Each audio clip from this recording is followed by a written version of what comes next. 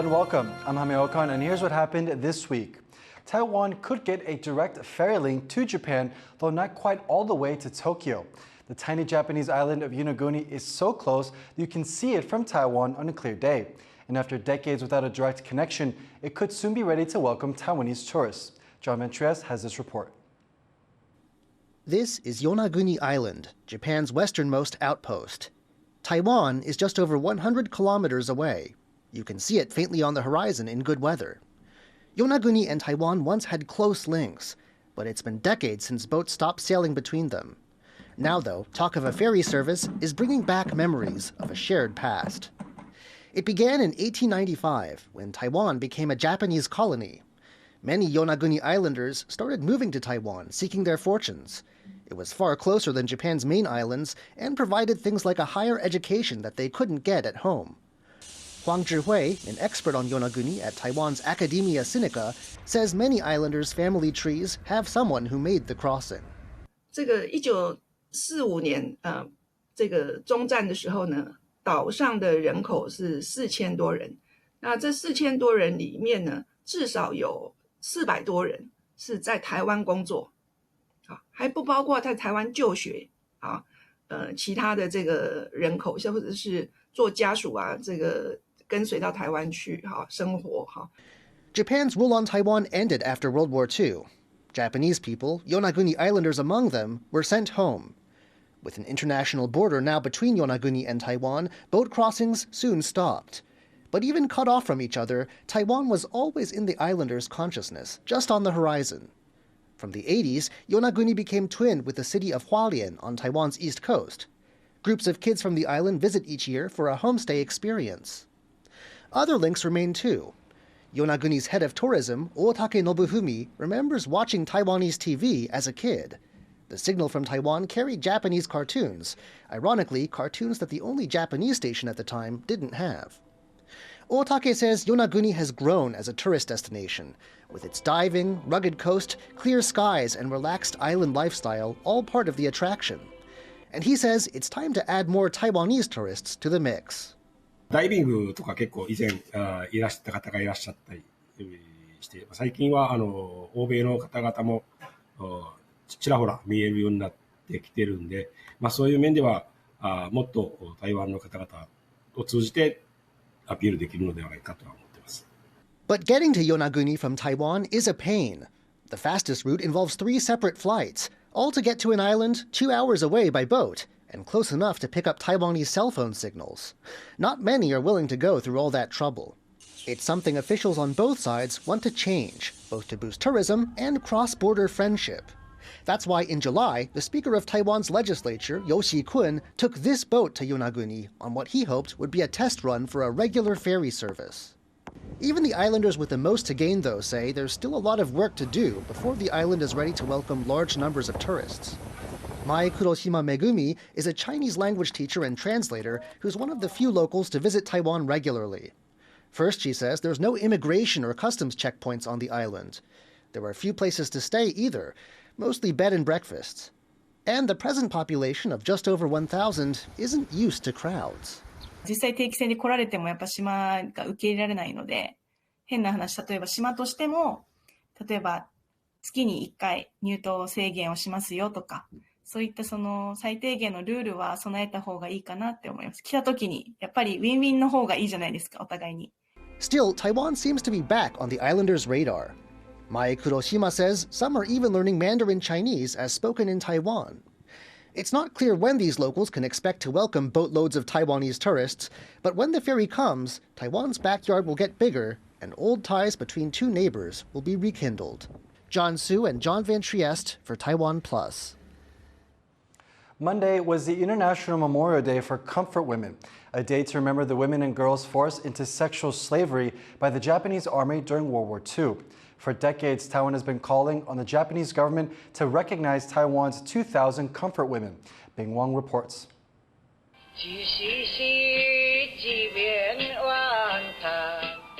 Remembering the 2,000 Taiwanese women enslaved for sex by the Japanese Imperial Army during World War II. This marks 32 years since the first so-called comfort woman came out with her story. In Taiwan, it's the first commemoration without a Taiwanese survivor. The memorial is taking place in this Taipei museum called Ama, which means grandmother in the local Taiwanese Hokkien language. It's a space dedicated to keeping memories of Taiwanese comfort women alive. The museum also serves as a place to promote gender equality and to highlight the trauma caused by sexual abuse. 这些前台籍慰安妇阿嬷们他们的历史资料，跟他们的口述历史啊，跟他们等等的他们的生命经验，我们把它保存在这个馆内，然后希望让世人跟社会大众不要忘记这段历史。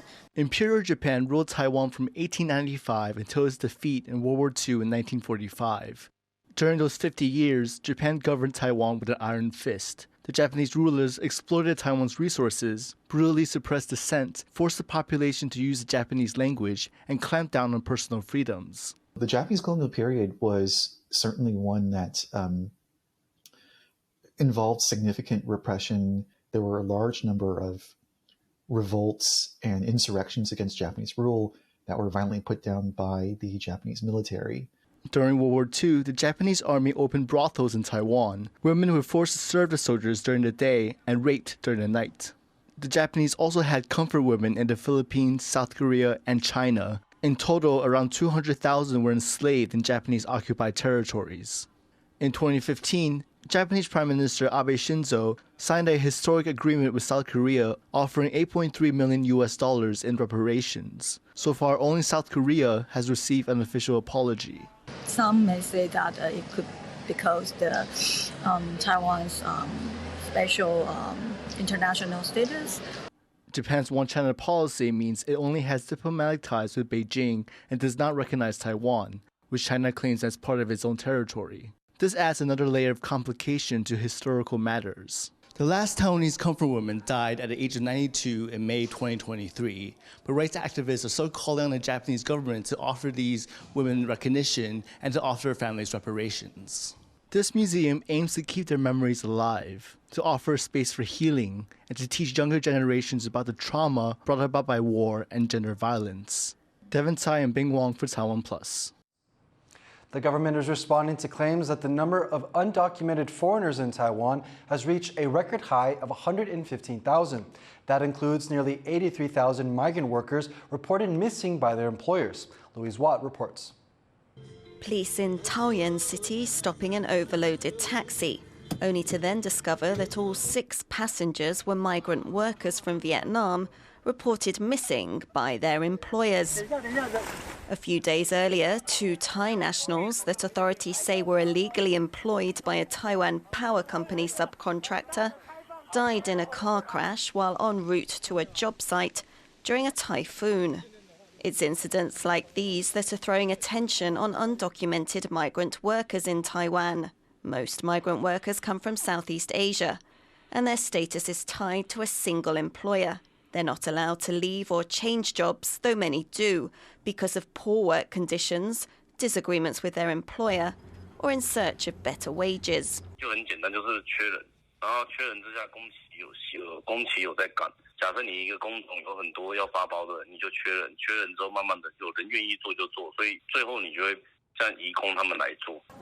Migrant workers were temporarily barred from entering Taiwan during the pandemic, which made the labour shortage worse.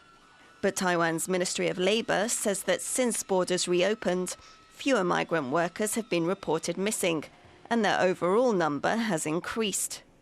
From a total of 739,000 migrant workers, 16,700 were reported missing in the first half of 2023, down 4,400 from the same period in 2022. In that time, the rate fell from 3.14% to 2.28%. The Labour Ministry says that's partly because Taiwan has been cracking down on illegal employment and allowed visa overstayers to voluntarily depart. But observers say Taiwan is not getting to the root of the problem.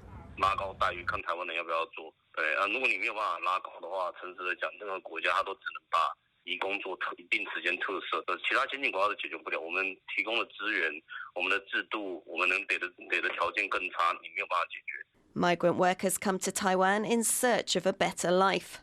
With an aging population and a shrinking workforce, Observers say Taiwan needs to have more flexible policies for people who want to live and work in the country. Alex Chen and Louise Watt for TaiwanPlus.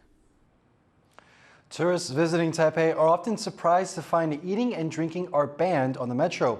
Not even water is allowed. And until a few days ago, even a lot of locals weren't entirely sure why. Stash Butler explains. No eating or drinking beyond the yellow line. That's the rule for Taipei's Metro, or MRT, and it's punishable by law. 旅客在捷运禁止饮食区内吃东西、喝饮料、嚼食口香糖或槟榔，处新台币1500元以上7500元以下的罚款。But not many people in Taiwan are actually sure why this is. 减少很多细菌或者是昆虫、小动物的滋生，没有气味，然后车子摇晃，食物才不容易掉下去。依照这个捷运局他们所做的这些规范，这样大家都比较平安，也比较安全。But after passengers recently spotted a rat inside a train carriage, the Metro came out on Facebook with the real reason. It's less about health and more about protecting train equipment. Rats and other animals can chew through cables, threatening the highly automated network that serves more than 2 million people a day. While Taipei has no shortage of rats, it's not on the scale of other global cities like Paris or New York. And with the Metro's eating and drinking ban, Taipei hopes to keep them out of the tunnels and clear of commuters too. Alex Chen and Stash Butler for TaiwanPlus.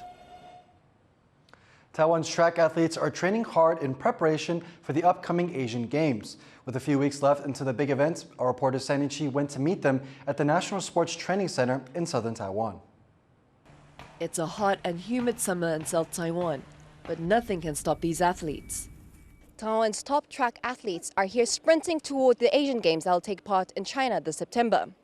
Team Taiwan's 38 representatives are here striving at the National Sports Training Center to exceed expectations and overcome hurdles. After putting in so much effort, time and determination, Coach Sun Yanzu has high expectations for Team Taiwan. 我在男子的部分，以最近跳远跟400栏，他们这个成绩应该在亚运会应该是有机会冲击奖牌了。 This year, athletes Peng Mingyang and Ling Yutang are in the spotlight. In August, Peng bagged gold at the Chengdu Universiade in the men's 400-meter hurdles. He clocked 48.62 seconds, beating the 48.70 requirement for Olympic qualification. 其实现在回想起来，其实我觉得也就是很像梦一场。跑进终点的时候，我就觉得说，我达标奥运了。其实心里是很开心的，对。那时候其实很激动。 Peng said he was happy to qualify for the Olympics and break a national record. But that training he had to do to get there was brutal. 练习真的很辛苦啦，对，真的太辛苦了。平常练习就是真的就是惨不忍睹，真的是地狱式的折磨。Then there's Taiwanese long jumper Ling Yutang, who broke Taiwan's national long jump record. He now hopes to bag gold at the upcoming Asian Games. 亚运目标就是最好的话，就是能站在凸台最凸的地方嘛，对，这是一定的嘛。Earlier in July, Lin won gold with a jump of 8.4 meters at the 2023 Asian Athletics Championships in Bangkok. It's an achievement that would have gotten bronze at the 2020 Tokyo Olympics. Peng and Lin may be aiming for gold at the Asian Games, but both have their eyes on an even bigger prize, going to the 2024 Olympics in Paris. 真的要一起去奥运了。我们聊天的时候想说，我自己想，我本来是我自己达标，已经达标确定了，我就跟他说，你可不可以达标啊？陪我去好不好？不然我自己去可能会蛮无聊的，我会怕。然后说他要陪我去，他一定要陪我去，对。然后刚好两个都做不到这样子，就感觉还蛮开心的。But Peng and Lin are just two Taiwanese athletes working to stand on the international stage. And it is clear that all 38 of Taiwan's team are striving for gold. Patrick Chen and Sandy Chi for TaiwanPlus. Thank you for watching. Here's what happened. Remember to download the TaiwanPlus app for more stories from Taiwan and around the world. Finally today, we leave with the images of misty Taroko Gorge in the mountains of eastern Hualien County. I'm Jaime Ocon. Take care and see you next week.